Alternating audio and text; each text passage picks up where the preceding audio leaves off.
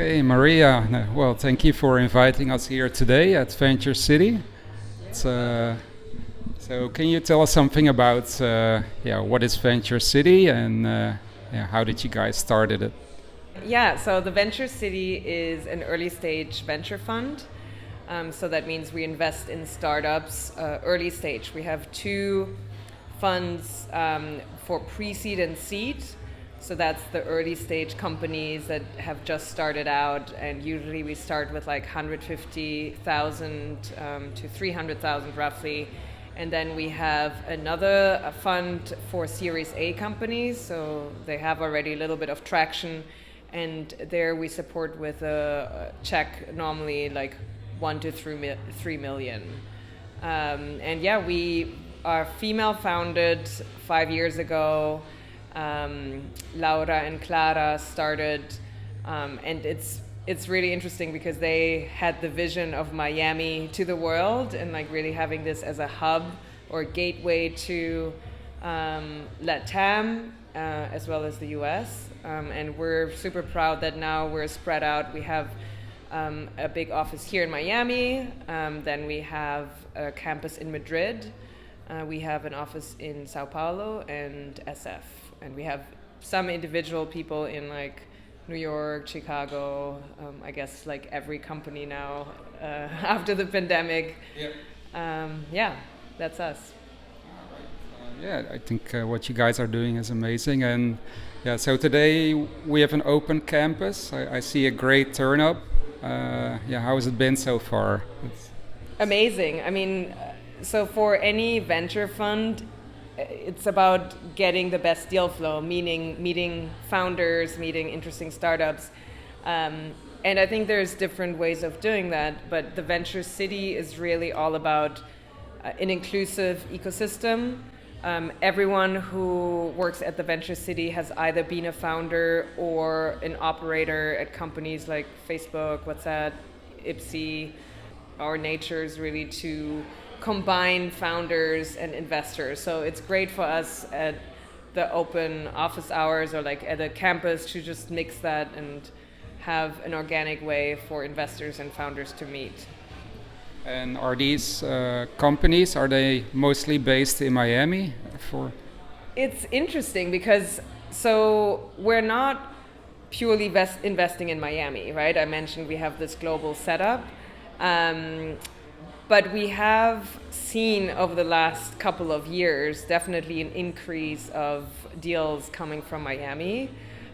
So this tech movement we can feel as well. There's more people that are interested in funding coming to us from Miami. We do have a couple of portfolio companies. Actually, later on we have a panel where one local company, Boatsetter, is speaking. So Jackie is one of our portfolio startups or founders. And yeah, like today I think it's interesting because it's the end of the Miami Tech Week. So it's a mix of local Miami founders as well as people that came here for the Miami Tech Week. So there's some great founders that I met that are just now going to the airport and go back to, where they're coming from. So yeah. And can you give us an example of some of the recent startups that you helped start it? Yeah. One company that comes to mind is Base.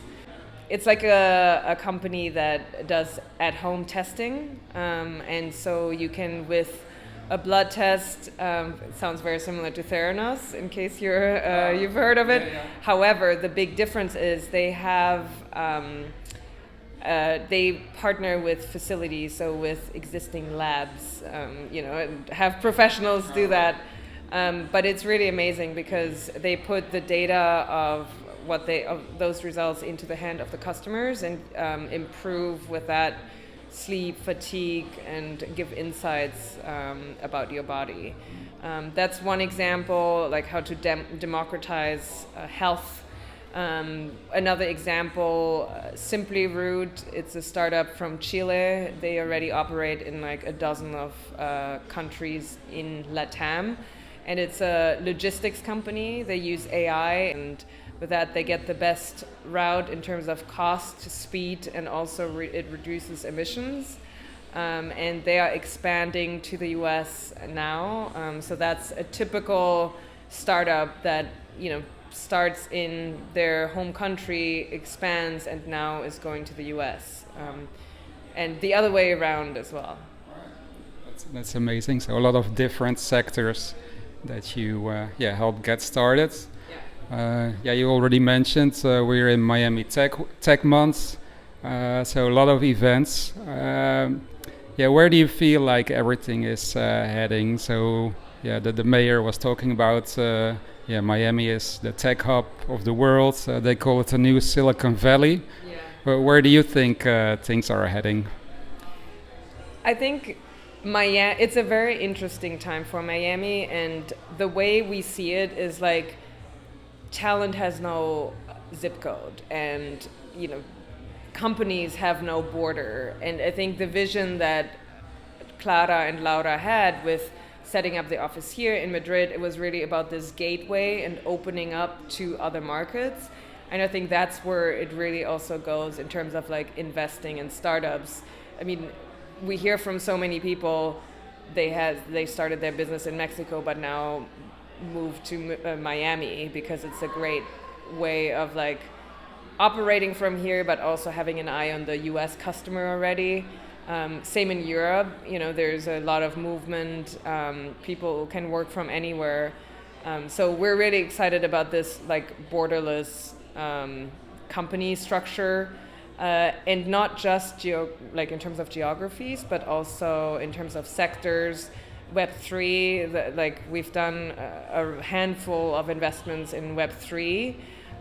So that's really interesting because it's another way of democratizing, right? Giving access. And so, we're excited about this because the borders are being taken away between, sectors, geographies. We also traditionally just are really like the non-traditional founders because we believe that there are a lot of overlooked founders in the regions that are not maybe typical like New York or SF, but outside of that. And what do you think about Miami as the new Silicon Valley? Is that something that will eventually, that Miami will be more important than like New York or San Francisco? Do you think it will be as big as those cities? I think it has the potential for sure. I'm hoping it will be different because Silicon Valley and New York, with heavily influenced from Wall Street, right, the investment side, are pretty, I would say, like you need to learn as a founder, you need to learn the etiquette of how to pitch your startup, of how to approach investors. And there's like this unspoken rule or etiquette that you first have to learn in order to break through, which can be intimidating. I've been a founder myself, two-time founder, so I have a lot of friends, both investor and founders from Silicon Valley and New York. However, I do think it's tough to break in, and especially for people that are maybe non-traditional and haven't gone to the Ivy League schools and are not from the US maybe. So I'm hoping that Miami will be more inclusive and just I think there is already by nature this great mix of the Hispanic culture. You have a lot of Europeans. We're both European, right? And then the US. So I do think it will take a little while because at the moment it's like this first wave of people from tech coming here, but they could move anywhere, right? Because they're like remote workers and decide that Miami is a great lifestyle, has already initial infrastructure for tech. However, I think the workforce and like the junior people that will come and like in order to work at those startups, it will still take some time until talent is coming out of the universities, until we have like some of the bigger startups that can hire hundreds of people and engineers.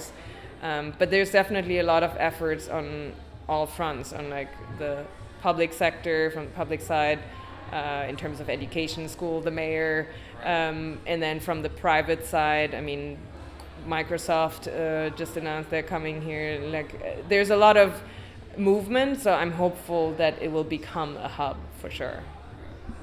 Do you feel like Miami, it's easier to connect with other businesses and people? I think so. I think it's easier than in the more traditional markets. And I moved from New York 2 years ago. So I'm like a typical example. I came from New York. I lived in Brooklyn and I still love New York. But during the pandemic, we escaped to Miami, and with 2 kids, there's a lot of benefits, like lifestyle-wise, but as well as in terms of the tech community, like there is an infrastructure. So when this movement happened, that was definitely for us a big factor to decide that we will stay here. So yeah, I'm definitely at the moment very excited, but the long-term like infrastructure is yet to tell, if it's really sustainable. What are some of the challenges for companies who want to start up here? I think the biggest challenge, I would say, is still funding, because we do have some investors here, like ourselves. There are some of the bigger players, but like early stage funding is still, it's always tough, for founders to fundraise, to say, hey, I have this company and it's a VC backable business, because there's a difference between like a small business versus a high growth startup. So I think that's a challenge, finding the right investor, and also the education of like understanding what is a startup. Does it have potential to become a unicorn? Or is it potentially a lifestyle business, that can do very well, but maybe it's not a business for a VC. So is that something where you guys come in and help them find a VC fund and get them to that level where they can easily find funding? Yes, so we ourselves are a venture fund, so we are looking for companies that have the potential to grow to a unicorn. And so usually when we meet companies, we have our like partners that can have conversations with the founders, because what is really important for early stage is the founding team, because often there's not a lot of data. It's not like later stage startups where you can ask for revenue and user numbers and retention numbers. So we have an expert team of investors that know what the signals are for growth. We have an in-house data scientist or scientist team and product team that can have those conversations to see if the founders think in the right way and like look at the right metrics that are important. And later on, once there's some startups that already have some data, we can easily, put it into our growth scanner to understand if there's potential. And yeah, once we have invested, we work with our portfolio companies to make sure that they have a strong positioning in the market. So product market fit is important. And we have operators that work with them throughout, like when we first make the investment, throughout like a period of 3 to 6 months, to really get them ready with the resources, so that whenever they need us, they know they can tap into us. That's great. What are your future plans for VentureCity? And especially worldwide? So the VentureCity, we're always looking for amazing founders, and we are generalists, so we're interested in all types of high growth companies. We index very high on like fintech, health tech, insurtech. So businesses that are needed. But we are also now very interested in Web3 because we believe that the blockchain technology really unlocks this new type of scaling. And we have, like I said, done like a handful of investments and are super excited about that space. We're all learning together. So I think that you stay tuned and you can like watch, some of the investments that will come. But also like try to facilitate education in that space.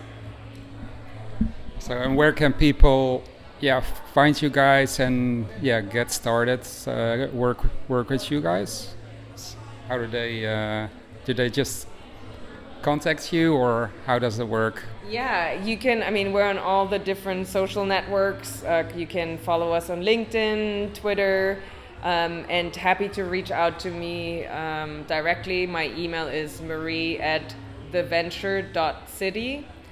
And also, I mean, you can find me on socials under Marie Barry.